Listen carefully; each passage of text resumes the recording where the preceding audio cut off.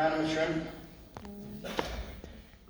92-ci il 25 fevral 20-sından keçən gecəni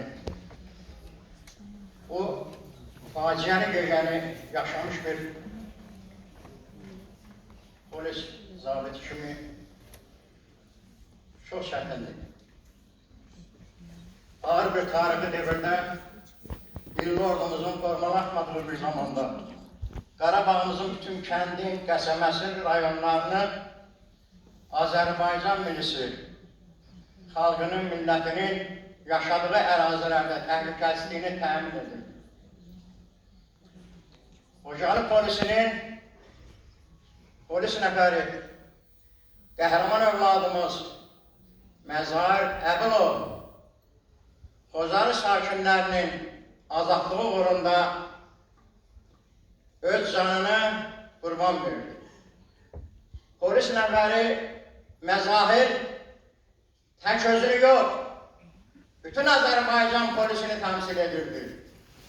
O bu qəhrəmanlığı ilə, şücaəti ilə bütün xalqına, millətinə bəyan etdi. Ey xalqım, mənim simamda görün Azərbaycan polisi və bilin, agah olun, Azərbaycan polisi İctimai sabitliyi qorumayla bərabər hər dəqiqə xalqının azadlığı naminə şəhidlər zirvəsinə qədər ucalmağa qadir olan bir polisdir.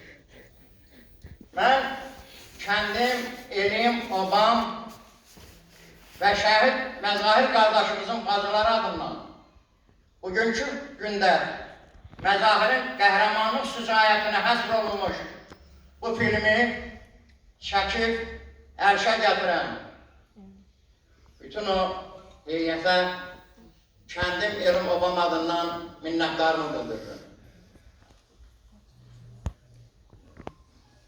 Roman Yaşar qardaşımıza, daim şəhid ailələrinin, əlil qazilərin yanında olan Rey Kərimoğlu'na, Avrasiya media şəbəkəsinə və bugünkü gündə bizə bu şəraiti yaradıb, gözəl bir mərkəz olan Nizami Mərkəzinin, Kino Mərkəzinin rəhbər heyətinə minnətdarımı bildirirəm.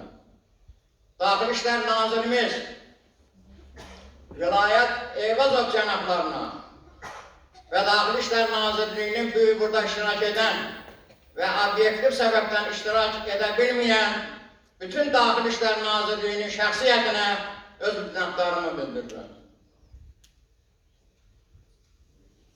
Məzahirin bacıları, unutmayın, bilin və agah olun.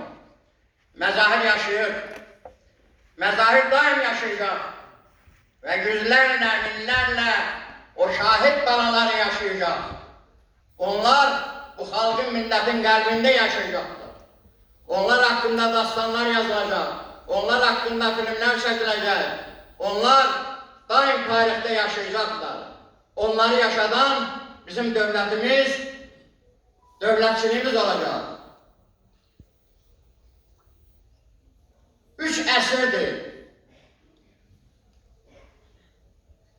Bir gün Təbriz, Göyçə Zəngəzur, İrəvan Borçalı, Dəmirqapı Dərbəndə qədər təcavüzə məruz qalan Azərbaycan xalqı şimaldan Rusizm, cənubdan farsizmin təcavüzünün əhatəsindəydi.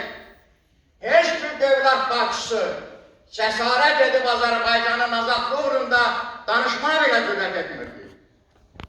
Dünyanın idarə etmək qabiliyyətinə malik olan ulu öndərimizin apardığı daxili və xarici siyasətin davamçısı, sərkərdəmiz, Ali Başkomutanımız, Prezidentimiz İlham Heydaroğlu Əliyevin formalaşdırdığı müzəffər ordu sayəsində 44 günlük müharibə sayəsində Qarabağımız azad oldu.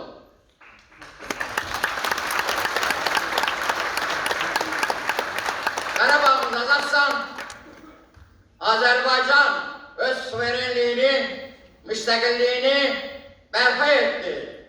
Azərbaycanın suverenliyi, müstəqilliyi daimidir, əbədidir. Yaşasın Azərbaycan, yaşasın onun müzəffər ordusu, yaşasın bu dövlətçiliyi dəstəkləyən Azərbaycan xalqı.